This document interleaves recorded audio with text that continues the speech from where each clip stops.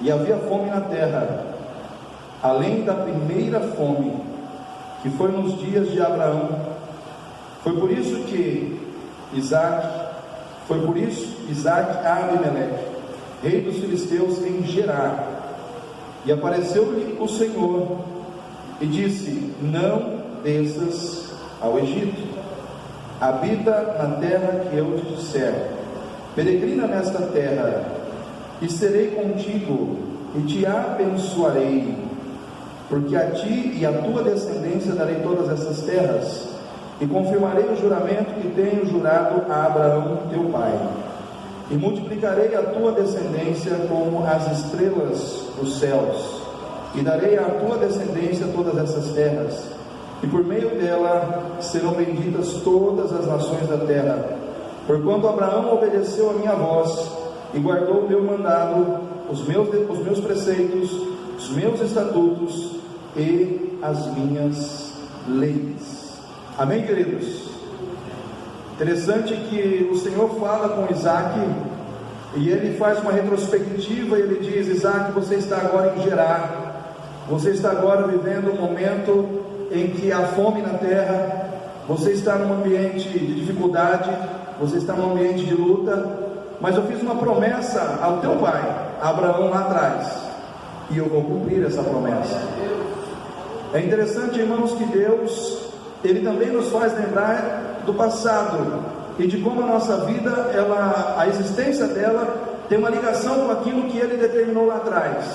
E se nós olharmos, irmãos, para Abraão, e a promessa de Deus para Abraão foi: em ti serão benditas todas as famílias da terra.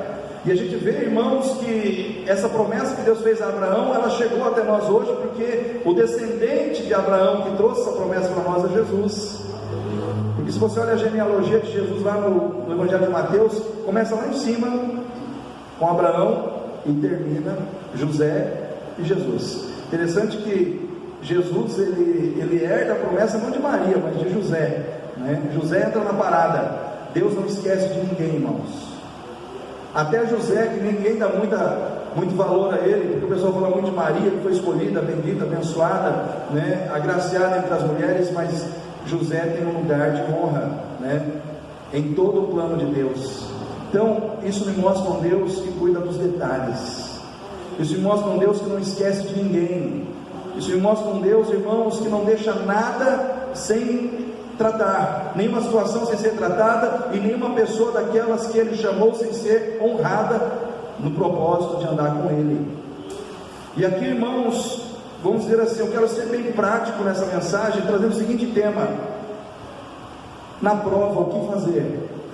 Na prova, o que fazer? Porque na realidade, irmãos, Isaac estava na prova, ele estava vivendo um tempo de adversidade, um tempo de fome, houve uma fome na época de Abraão, e agora há uma fome na época de Isaac, e o Senhor aparece para ele no meio daquela crise, no meio daquela prova, e dá a ele as orientações que ele precisa para que ele possa enfrentar aquele momento e vencer aquele momento.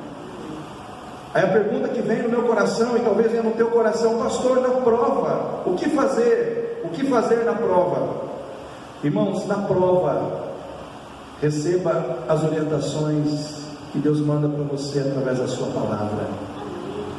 Primeira coisa que eu quero destacar aqui para você é: na prova, tenha ouvidos abertos para ouvir o Deus que fala através da palavra. Na prova, o que você quer saber, o que você precisa fazer para sair da prova, está na palavra de Deus. Tudo que você precisa entender, saber, para que você possa vencer a prova, para que você possa passar pela prova, e para que você possa deixar para trás a prova, você precisa receber essas orientações que vêm da palavra de Deus. Então, no meio da prova, entenda uma coisa: Deus vai falar com você através da sua palavra. Deus não deixa ninguém sem direção no meio da prova. Amém? Se você está na prova hoje, a primeira coisa que eu quero declarar sobre a tua vida é que Deus não vai deixar você sem direção, Deus não vai deixar você sem orientação, Deus não vai deixar você sem estratégias para que você possa vencer a sua prova. Porque, irmãos, o mundo todo, existe uma prova global, Está todo mundo sendo provado através da Covid-19, está todo mundo passando por uma prova que não poupou ninguém, é uma prova que chegou para ricos e pobres, é uma prova que chegou para intelectuais e pessoas sem estudo, é uma prova que chegou para todo mundo, irmãos. Mas a saída que o Senhor propõe para nós, desta prova que Ele mandou, a saída é ouvir a sua voz, ouvir a sua palavra. A palavra de Deus diz que o Senhor falou com Isaac no meio da prova. Deus enviou ali a sua palavra para trazer a Isaac todo o direcionamento que ele precisava ter, para que ele pudesse enfrentar aquele momento. Eu não sei qual é a prova pessoal que você está passando. Talvez além da prova que todos nós estamos passando, você esteja passando uma prova que é sua. Mas seja qual for a sua prova, Deus tem a saída para você. Deus tem a direção para você. E essa direção está na sua palavra. Irmãos, quando Josué estava na prova, quando Moisés havia partido, Moisés havia morrido, e Josué agora assume o encargo de conduzir o povo à terra prometida. Ele estava na prova porque agora ele teria que fazer aquilo que na cabeça dele quem iria fazer era Moisés. Agora ele está na prova porque ele antes era só o ajudante, o auxiliar. Ele não era a pessoa que conversava face a face com Deus, que recebia as orientações de Deus. E eu imagino que no coração dele muitas vezes vinha aquela dúvida: puxa vida, Deus falou com Moisés, será que ele vai falar comigo? Será que ele vai me dar as mesmas direções e orientações que eu preciso? Porque agora Moisés não está mais aqui. E eu vejo, irmãos, que aquele homem começou a desanimar, porque ele olhava para toda aquela intimidade que Moisés construiu com Deus, e que Deus construiu com Moisés. Ele olhava para o povo, que era um povo difícil, um povo teimoso, um povo, irmãos, inconstante. Um dia estava louvando a Deus, no outro dia estava amaldiçoando o plano de Deus, reclamando da vida, reclamando que não tinha comida, reclamando que não tinha água. Então eu vejo que Josué, ele olhava para aquela situação e ele deixou o desânimo entrar no coração dele. E ele começou a pensar: mas será que Deus vai falar comigo? Aí vem Josué, o capítulo 1 de Josué, e o Senhor se manifesta a Josué e diz: levanta-te, Josué, Moisés, meu servo, é morto, porém eu estou vivo na tua vida. Eu estou aqui e vim aqui para trazer a minha palavra. Eu vim aqui para conduzir você nesse caminho, nesse momento de desânimo, nesse momento de dificuldade, nesse momento de incerteza na sua vida. Eu me faço presente para mostrar para você que assim como eu fui com Moisés, eu serei contigo, não te deixarei e não te desampararei. Então somente esforça-te e tem bom ânimo, porque tu farás este povo entrar na terra que jurei aos seus pais que lhes daria. Então somente esforça-te e tem bom ânimo para cumprir tudo que foi deixado por Moisés na minha lei, para que prudentemente te conduzas e sejas bem sucedido. Esforça-te e tem bom ânimo, porque eu sou contigo por onde quer que andares. Irmãos, que palavra de ânimo é essa? É a palavra de um Deus que se apresenta não somente como o Deus de uma nação, porque, irmãos, naquela época Deus era conhecido como o Deus de Israel, o Deus de uma nação, o Deus de um povo. Mas aqui o Senhor mostra que assim como Ele era o Deus de um povo, Ele também é o Deus de uma pessoa só. Ele é o Deus que fala com um só. Ele é o Deus que tem tempo para cuidar de um só. Ele é Deus que consegue ver o desânimo, a dificuldade de um só, e com aquele um Ele fala, e com aquele um Ele se compromete e o levanta e o coloca para andar novamente. Esse é o Deus que eu aprendi a amar, a respeitar e a admirar, irmãos. Um Deus que Ele cuida de uma multidão, mas Ele também tem tempo para cuidar de uma pessoa. E talvez nessa noite Deus está dizendo: eu estou cuidando de você. E naquele momento, irmãos, a palavra do Senhor veio para Josué dizendo: esforça-te e tem bom ânimo. Em outras palavras, Deus está dizendo assim: a melhor maneira de você enfrentar e vencer a prova é ficando animado. Entre estar desanimado e estar animado, é melhor você estar animado. É melhor você ter ânimo para enfrentar a prova do que enfrentar a prova desanimado.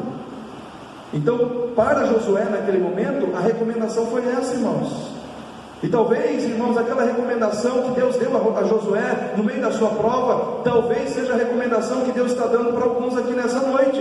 Eu tenho visto o teu desânimo, irmã. Eu tenho visto o teu desânimo, irmão. Levanta a cabeça. Comece a se animar. Tenha bom ânimo. Por quê? Porque eu sou contigo. Porque eu não te escolhi para te abandonar no meio do caminho. Eu te escolhi para levar até onde eu disse que te levaria. Mas você precisa se esforçar mais. Você precisa colocar mais ânimo nesse teu coração. O que Jesus diz? Essas coisas vos digo para que em mim tenhais paz. No mundo tereis aflições, mas tende um ânimo. Eu venci o mundo.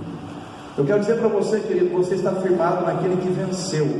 E se ele venceu e ele está em você e você está nele, você também vencerá em nome de Jesus. Você também vencerá pelo poder dele, porque o poder dele te faz vencer. O mesmo poder que estava sobre ele para vencer o mundo, está sobre você para vencer o mundo. E a vitória que vence o mundo é a nossa fé em Jesus Cristo. Irmãos, Geazi estava desanimado, Geazi estava apavorado lá em 2 Reis 6,16. Quando o exército sírio cerca o acampamento de Eliseu e de Geazi, diz a palavra de Deus que Geazi sai de manhã e levanta e vê aquele exército enorme do inimigo, e ele sai correndo e fala: estamos perdidos. Aí ele chama Eliseu, Eliseu olha para o exército tranquilo, e aí, irmãos, no versículo 16, vem a palavra do Senhor para o coração de Geazi no meio da sua prova, porque aquele homem estava numa prova, uma prova que veio sobre a vida dele em função de um exército inimigo que o cercou, e ele não via saída, ele não via, irmãos, escape, ele não via solução para aquela situação. E muitas vezes a situação de Geazi é, irmãos, o retrato da situação de muita gente hoje. Tem muita gente que olha para o problema, está cercado pelo problema, não vê solução, não vê, irmão, saída. Mas naquele momento a palavra do Senhor veio ao coração de Geazi dizendo assim: não temas, porque mais são os que estão conosco do que aqueles que estão contra nós. E aí Eliseu ora, os olhos de Geazi se abrem e ele vê cavalos e carros de fogo que estavam ali preparados por Deus, cercando aquele lugar. O que eu quero dizer para você, querido? Que muitas vezes nós não estamos vendo os anjos, nós não estamos vendo os carros de fogo, nós não estamos vendo o exército celestial, mas eu quero dizer para você, ele já está aí à sua volta para te cercar.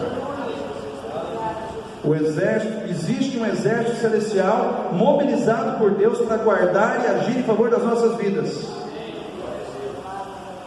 Por isso que Davi, quando ele vai para o campo de batalha enfrentar Golias, ele diz assim: quem é esse incircunciso filisteu que tem afrontado os exércitos do Deus vivo? Porque lá embaixo na terra só tinha um exército, mas Davi já falou do exército do céu. Tinha um exército trabalhando para dar a vitória a ele, tinha um exército trabalhando para dar a vitória ao seu povo. Existe um exército de anjos que trabalha para te dar a vitória, para te dar a solução, para te dar a resposta de Deus. Irmãos, ali veio a palavra de Deus acalmando o coração de Geazi no meio da sua prova. E no meio da prova de Isaac não foi diferente. A palavra de Deus veio a Isaac dizendo: Isaac, não desças ao Egito, peregrina comigo neste vale, nessa terra, porque eu te abençoarei.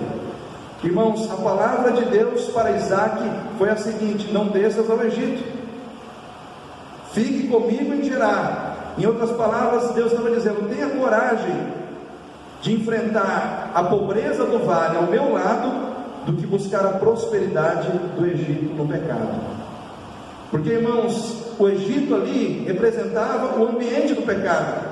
O Egito ali representava a prosperidade que vinha na vida das pessoas, ou poderia vir na vida de Isaac, a prosperidade que vinha de fazer o que é errado, de se envolver com o erro, de se envolver com aquilo que é pecaminoso. Traduzindo assim, de uma maneira muito simples, irmãos, a prosperidade do Egito é a prosperidade que vinha de fazer o que é errado, ou de se envolver com o que é errado. E Deus falou: não, entre a prosperidade do Egito e andar no vale comigo, tenha coragem de andar no vale comigo, porque eu vou te garantir lá na frente. Irmãos, Às vezes a gente fala, como que isso se aplica para mim hoje, pastor? Irmãos, tem muita gente que poderia estar melhor financeiramente falando, dentro da igreja mesmo, e muitas vezes não está, simplesmente porque está preocupado em fazer a vontade de Deus. Porque tem muita gente que, se aceitasse um suborno, aceitasse participar de um esquema, né, aceitasse uma propina, ou pagasse uma propina, ou fizesse alguns relatórios errados para levar alguma vantagem, teria um carro novo, uma casa melhor, uma condição financeira mais confortável. Mas muitas vezes, pelo fato de você não fazer nada disso, você muitas vezes não tem o que muita gente está tendo, porque está fazendo essas coisas. E todas as vezes que você caminha nessa direção de querer conquistar algo, um dinheiro a mais, mas de forma ilícita, incorreta, ilegal, você está caminhando em direção ao Egito. Porque o Egito representa, irmãos, o lugar, o ambiente ou o sistema de vida que não agrada o coração de Deus. Irmãos, eu já trabalhei em banco. O que eu vi de gente enriquecendo, fazendo coisas erradas, não é pouco. Pessoas que muitas vezes abriam conta em banco, com documentos fraudados, com situações que não existiam, simplesmente para fazer um empréstimo, pegar aquele dinheiro e depois deixar aquela dívida para trás, porque de banco ninguém tem dó, né? E essas pessoas às vezes estavam andando de Mercedes, casa nova, no centro da cidade, e por aí vai. E funcionários, às vezes envolvidos com essa situação, olhando para o ganho financeiro ilícito. Quantas pessoas muitas vezes deixaram de enriquecer ou de ter prosperidade, por quê? Porque simplesmente se colocaram no centro da vontade de Deus. Só que quando você faz isso, Deus diz para você: quem vai te prosperar não é o homem, não é o governo, não são as pessoas que estão lá fora fazendo coisa errada. Quem vai te prosperar sou eu, porque eu vou garantir a sua prosperidade. É eu que vou entrar com a provisão, eu que vou entrar com a providência, mas você tem que permanecer firme na posição de não caminhar em direção ao Egito. Então existe um sistema corrompido à nossa volta. Irmãos, quantas pessoas entraram honestas na política e infelizmente não permaneceram honestas? Por quê? Porque o ambiente da política é um Egito para muita gente, para muitas pessoas. Agora você e eu, qual é a palavra de Deus para mim e para você nessa noite? Passe pelo vale. Está difícil? Está com dificuldade? Está faltando dinheiro? Mas tenha coragem de andar comigo no vale, porque lá na frente eu te abençoarei, eu te prosperarei, eu te darei o que você precisa. Irmãos, hoje nós precisamos ter essa avaliação no nosso coração, porque está muito fácil hoje a gente estar na igreja, a gente conhecer a palavra de Deus, mas aplicar ela lá fora, diante da sedução do Egito. Irmãos, tem muitos crentes que não estão conseguindo resistir a essa sedução. Por que hoje, irmãos, muitas pessoas não estão querendo mais vir à igreja? Porque elas estão escandalizadas, né? Elas estão escandalizadas, porque muitas pessoas que pregam, falam bonito, é que nem alguém disse uma vez, eu concordo, às vezes nós temos uma pregação bonita, nós temos uma roupa bonita, mas a nossa vida está feia, e isso muitas vezes está tirando muita gente da presença de Deus.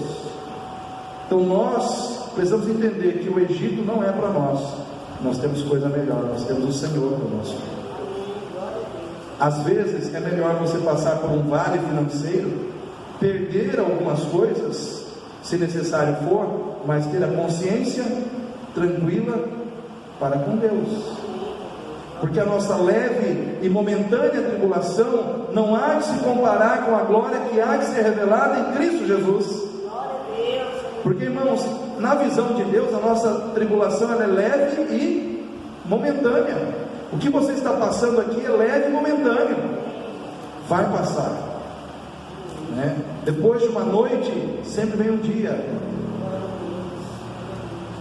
O sol sempre vem, a luz do sol sempre vem pela manhã, né?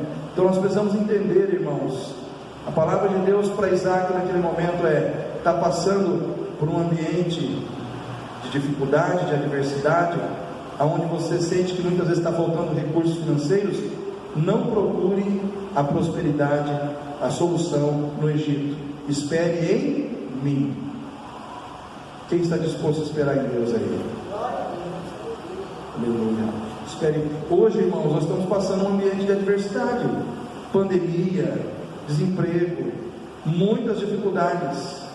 Mas eu creio que o Deus que abençoa Isaac, Ele está aqui para te abençoar também nesse tempo. O Deus que no meio daquela crise de fome encontrou soluções para trazer para Isaac, Ele também tem soluções para a tua vida nesse tempo. Mas você tem que pagar o preço de ser fiel a Ele, de não se corromper, de não descer ao Egito.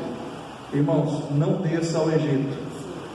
Não venda a sua fidelidade, não venda a sua integridade moral, ética, por coisas materiais. Isso não é nada, irmãos. Nosso Deus é o dono da prata e do ouro, e Ele supre, Ele sustenta todos aqueles que nele esperam. Então nessa noite, querido, pense bem. Não basta você estar dentro da igreja ouvindo uma palavra, você tem que mostrar que essa palavra é viva no teu coração lá fora. Quando a oportunidade que o Egito trouxer diante de você for colocada diante dos seus olhos, você dizer: não, eu não quero. Por quê? Porque eu estou com Deus, eu estou caminhando com Deus e Deus está caminhando comigo. Ele é a minha segurança. Amém?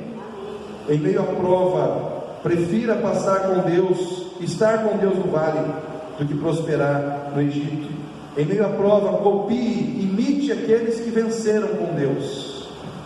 A palavra de Deus diz que Deus fala com Isaac sobre Abraão. Ele diz: olha, Abraão, meu servo, ele foi fiel a mim, ele guardou os meus mandamentos. Em outras palavras, faça o mesmo.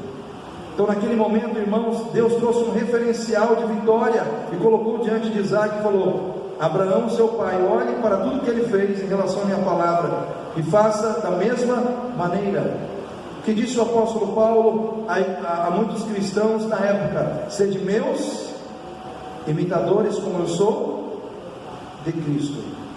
O evangelho que Paulo pregava não era um evangelho, irmãos, onde ele colocava a responsabilidade sobre os ombros de Jesus e dizia: olha só para Jesus. Não, era um evangelho onde ele trazia a responsabilidade sobre a sua vida também. Jesus é o Salvador, mas eu estou imitando a Ele. Você pode olhar para mim, porque eu estou fazendo como Ele faz. No final, todo mundo estava imitando quem? A Jesus. Você quer imitar alguém que deu certo? Imite a Jesus. Imite a dedicação de Jesus ao Pai. Imite a sinceridade de Jesus, a humildade de Jesus. Imite o compromisso de Jesus com a vida de oração. Imite a Jesus, porque nós somos chamados para isso, irmãos. Cristão é aquele que segue a quem? Cristão é aquele que segue a Cristo. Se nós somos cristãos, nós temos que seguir os passos de Cristo. Nós temos que fazer como Ele fez. Então nós temos que estar todos os dias com os nossos olhos em Cristo, todos os dias imitando a Cristo.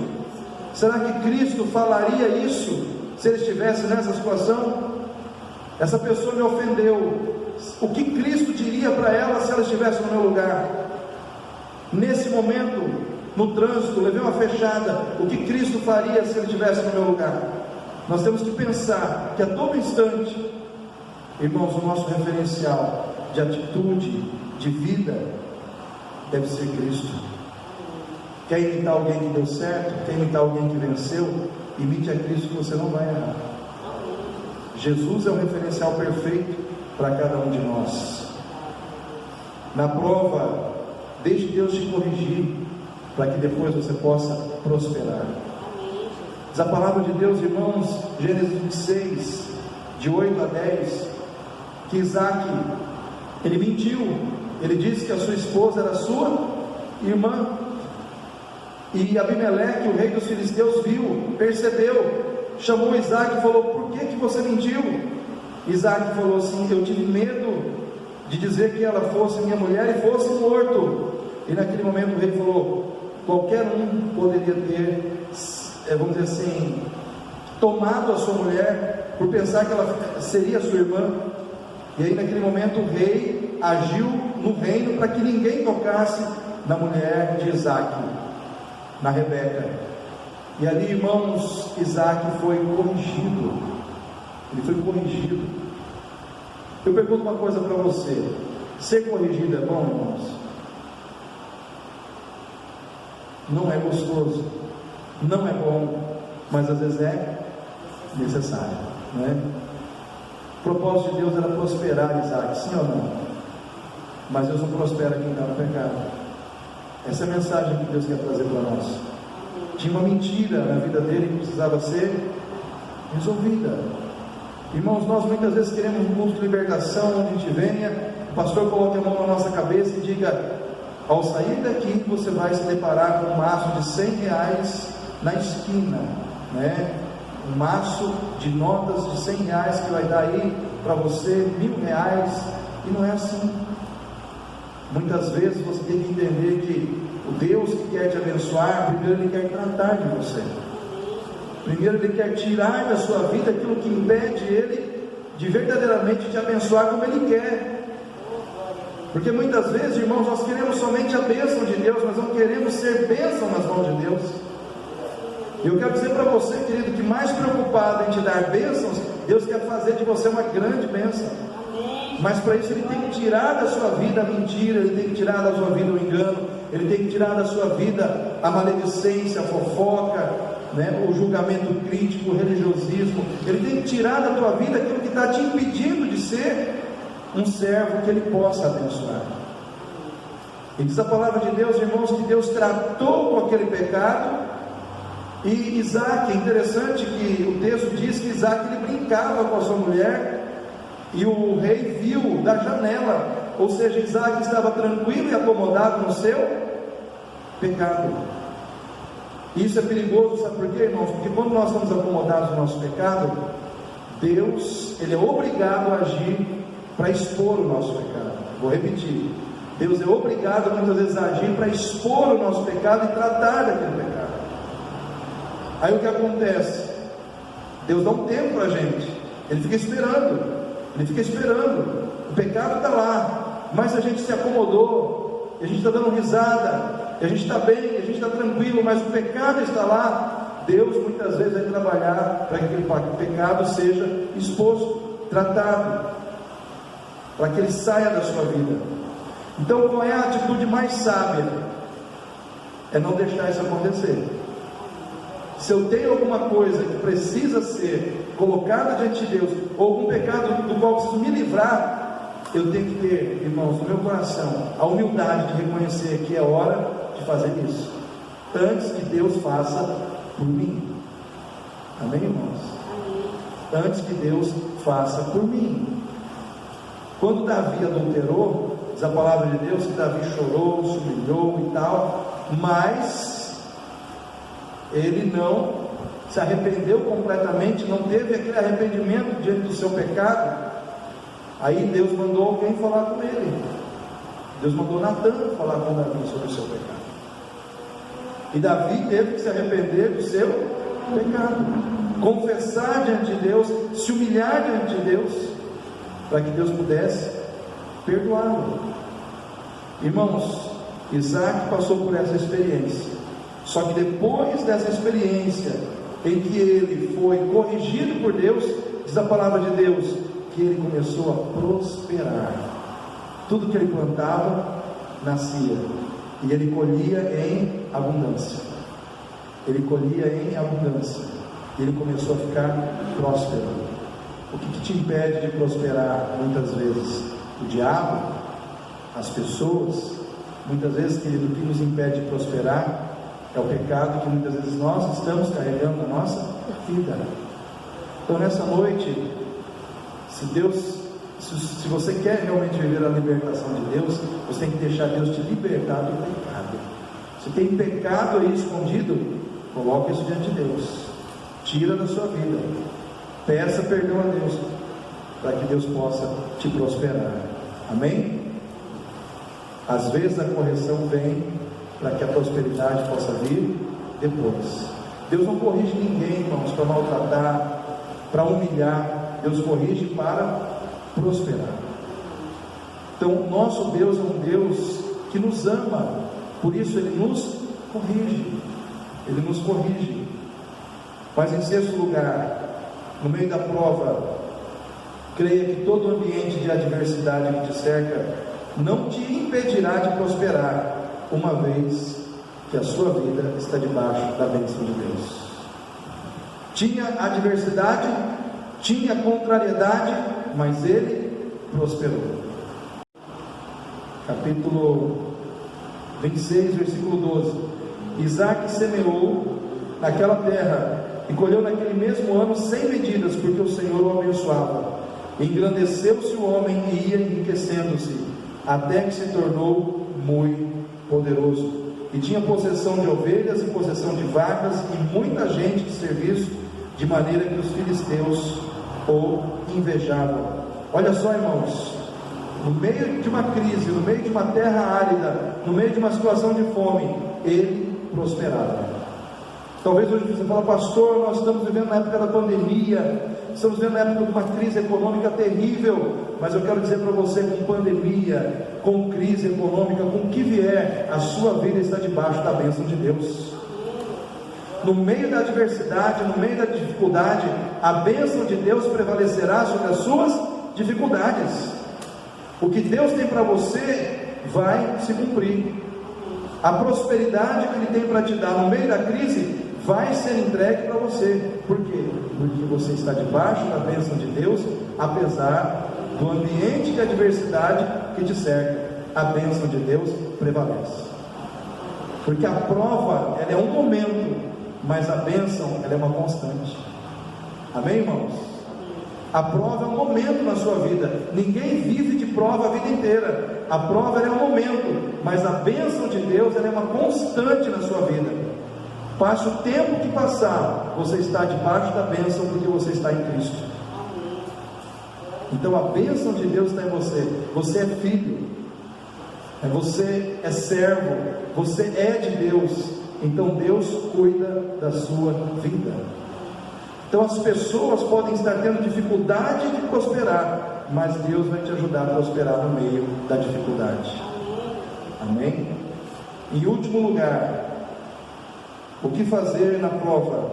Seja mais perseverante na prática do bem do que os teus inimigos na prática do mal. Diz a palavra de Deus que no versículo 34, 35 e 36, deixa eu ver aqui, versículo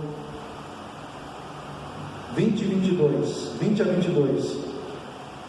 E os pastores de Gerar porfiaram com os pastores de Isaac, dizendo: esta água é nossa, porque chamou o nome daquele poço Ezeque, porque contenderam com ele. Então cavaram outro poço e também porfiaram sobre ele, por isso chamou o seu nome Sitna. E partiu dali e cavou outro poço e não porfiaram sobre ele, por isso chamou o seu nome Reobote. E disse: porque agora nos alargou o Senhor e crescemos nesta terra. Irmãos, diz a palavra de Deus que Isaac cavou 3 poços. Ele cavou o primeiro poço, vieram os pastores de Gerar e tomaram o poço dele. Aí ele cavou o segundo poço, vieram os pastores de Gerar e tomaram o poço dele.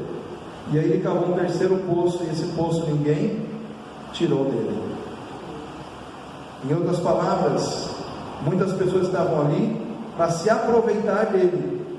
Muitas pessoas estavam ali causando prejuízo a ele.